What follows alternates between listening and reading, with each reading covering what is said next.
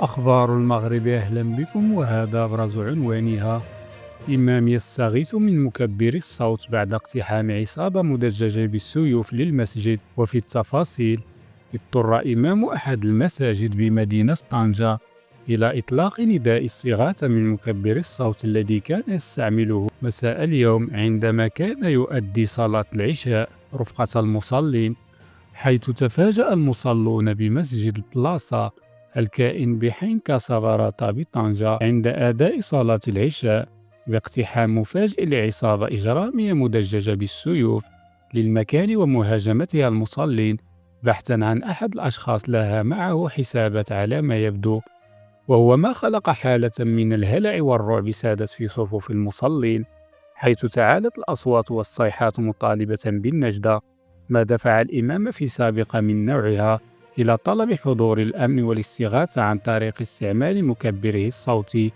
هذا في حين فضل البعض الفرار نحو الخارج. وفي الحين حلت إلى عين المكان وبسرعة كبيرة عناصر من الشرطة القضائية، وقامت بمعاينة مسرح الحادثة وفتحت تحقيق في الموضوع. مع الاستماع لأحد المصابين بالمستشفى، تمكنت من التحفظ عليه للوصول إلى المتهمين الآخرين.